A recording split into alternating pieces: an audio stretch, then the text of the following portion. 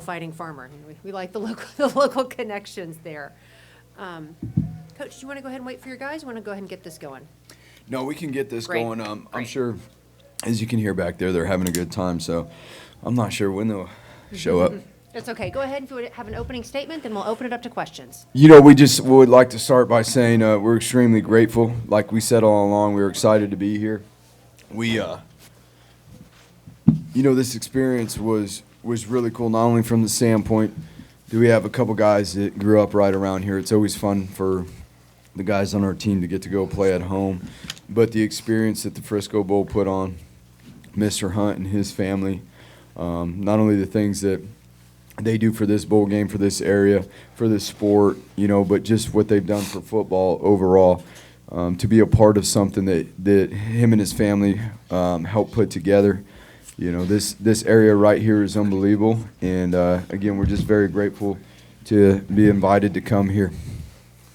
Great. Congratulations, Coach. Now we'll open it up to questions. Alex has the microphone. If you want to just raise your hand, we'll go right up front here, right in front of you. And just tell us to whom you're addressing the question.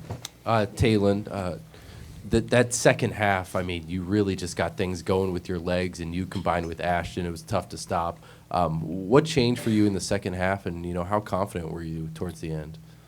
The message was at halftime, just keep doing what we're doing, but don't stress, just be comfortable. We've been in this position before, and we already know, we trust the game plan, we trust the coaches, so we're beating ourselves up. We had holdings, we had false starts, and we were just beating ourselves up. So we were just pressing too much. So we just telling ourselves just stay calm and just do what we do.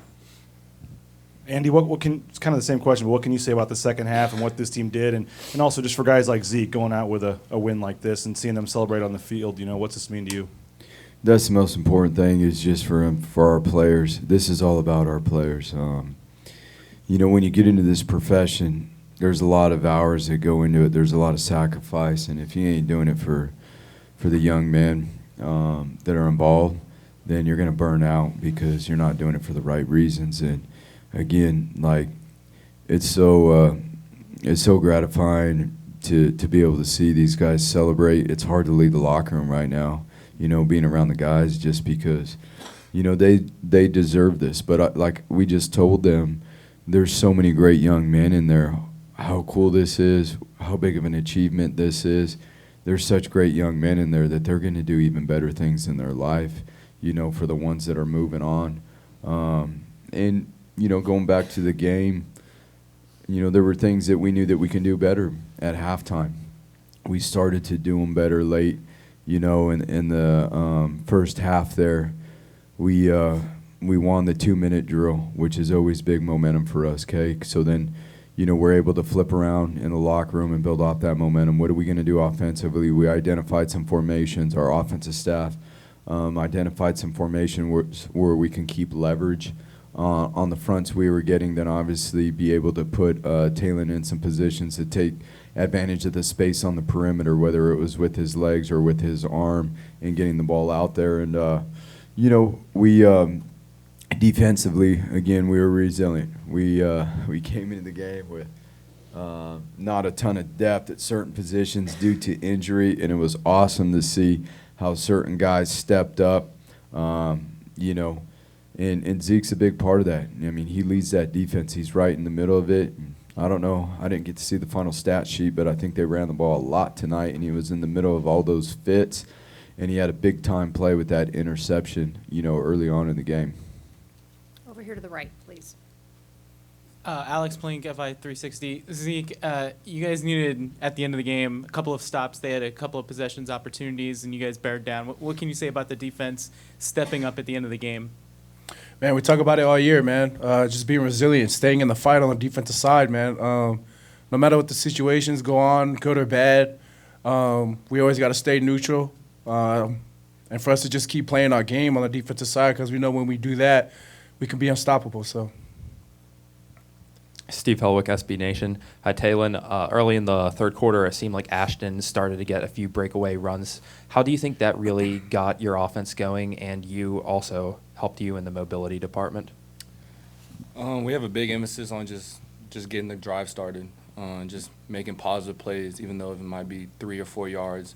You know, Ashton and George are really, really talented, and you know, when they're doing good, it just makes a lot easier, and you know, it just gives confidence to O-line, gives confidence to me, and so you know, just getting the drive started, and like I said previously, just being comfortable and just going through my reads and just going through, you know, if it's a zone read, just being comfortable. Taylor, how do you describe the ride the last 3 months, or you know, whatever it's been, and just where the season started to where you are now, sitting up here holding the trophy for offensive MVP? I would say blessed, you know, just blessed to have an amazing team. I love these guys, especially Zeke, you know. All the leaders just took me in open arms, you know, and just Coach Av and just the coaching staff, just their communication just week by week on what they want, just challenging me each week on what they feel I can get better at. And so that's what I love about this coaching staff. They're just always challenging me on things I can get better at. J-Test, KTVB, Taylor, kind of along those notes, your parents were saying that they recently moved to Frisco. Like, how much did you feel at home tonight? And as crazy as these last 3 months have been, how, like, in an odd way, fitting was it for it to kind of end, like, in front of your family and friends back home? Yeah. It's crazy. When we got the news, I was like, wow, you know. When we had practice a couple of days ago, and I was just telling some of the teammates, I was like, you see that building right there? I was like, my house is literally right there. And then it's just crazy, you know. We're literally like in our backyard. It's just me, Ashton, and Zion, just the people that live in Frisco, and just it's just a blessing just to play in front of friends and family for another time. Up here in the front. Michael Dixon with the AP. Coach, you obviously were here as Boise built what it became, and now you're here trying to restore that. How much does getting to that 10-win threshold matter for you and the program moving forward?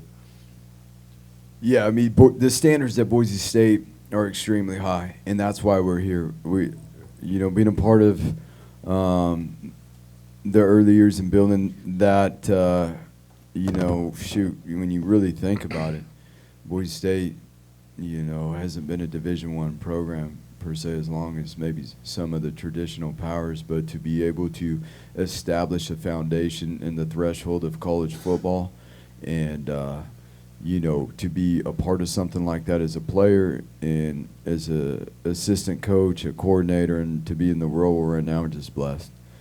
I can't say anything more but to be blessed, to be, you know, to live in Boise, number one, to be a part of that university, and then to be around the people that we get to be around every single day. And what comes with that is the responsibility and the honor to continue to recruit the right young men to come into this program and always keep that at the forefront. The stars and all that stuff don't matter to us. A certain skill set that fits a certain role that we're looking for, but more importantly, the foundation of a young man is what's most important, because that's how this place is built, you know, and it's how it will continue to be built off hard work, dedication, and commitment to something greater than yourself. J-Test, KTVB, kind of a two-parter. Andy, for you, from the first time you met Zeke Noah to right now. Like, that was a long time ago. I know it was. What goes through your mind? But before you answer that, Zeke, how much are you going to miss this? I just try to soak it all in the last couple of days, weeks. Yeah, I want to miss it. I want to miss it a lot. Just the program in general. Not only the program, the people. People are more important, man. The connections, the bonds we create throughout the program. You know, not only between the coaches, but the whole staff as well. You know, the people that we're around, we always try to make an impact on them, and that's what's fun about it. So, you know what? It's I could go on and on about this young man right here, from the standpoint of how much he's grown as a person. He always has had an unbelievable heart, and he's so talented too. Like, Zeke can do a lot of things. Zeke will lead the talent show when it comes to singing, playing music, everything. Like, and he's just fun to be around. But I'll just say this: who he's grown to even become as a young man, where he sits today and where he's at and where he's going to continue to go, you know, is a lot different than when he was a freshman here. And I always love to remind Coach Danielson of how much Zeke's grown because of who he is right now, not only as a person but a football player. It's like having another coach out there, him and DJ. And we got great young talent in our program. You know, they need a lot of nurturing and love like Zeke needed. And now he just gives it back, and it's cool to see. You know, we ran up on Leighton the other day, huh? Yeah. Oh, man, I just started laughing. I was like, Leighton, remember when that was your little brother that you had to take care of? Now he's the big brother in the room taking care of all these little brothers as they're in the linebacker huddle. But, no, I remember, I mean, again, it's been a long time. We went down there and, you know, went to Helix and found Zeke down there in San Diego and instantly knew, like, he's one of the guys we were just talking about a second ago. Andy, you know, there was a lot going around afterwards on social media and stuff, and there were some tensions during the game, and afterwards you and Phil were kind of in an argument. What was kind of said there, and where were your frustrations? You would ask that question. And I'm just going to say this. I'm not going to answer your question. I'm going to just say this. I have the utmost respect for Coach Bennett and who he is as a coach and a man. But there's certain things going on in the game that I'm more concerned about our players. And at the end of the game, when the whole team comes together, I can care less about anything else but our players and making sure that we leave that field with class and integrity. Over to the right. Taylor, just you know, how exciting is this to have finished the way you did, and kind of look at what the future of this team and this offense could be moving forward here? It's a really good feeling, but most importantly, it really wasn't about the future. It was about just ending it off right for the seniors, you know, because they put their blood, sweat, and tears into this program, and just the things they do they're like, we look at them like role models, you know. When they watch film, we're like, oh, we got to watch film. When they do this, when they do extra, we got to do extra. Especially in the summer, we're running decks. All the seniors were talking about, like, run an extra one. And we ran an extra one, then they were like, run it again. So they're just role models. And so when it's our time, especially in the future, like you said, it's going to be my responsibility to uphold that standard that Coach Av said that we have. And, you know, it's just, yeah. Andy, you mentioned the defense being without some guys. I mean, Alex Tubner had like 13 tackles tonight. Yeah. You had some guys. I mean, Yeah, you weren't he just did. missing guys. You were missing JL and like some key guys. What does Right. it say about your defense, you know, late in the game when you needed to get some stops, and for guys like, you know, Jalen Clark and Tubner and these guys that took advantage of the opportunity? Just so proud of him, man. That's what.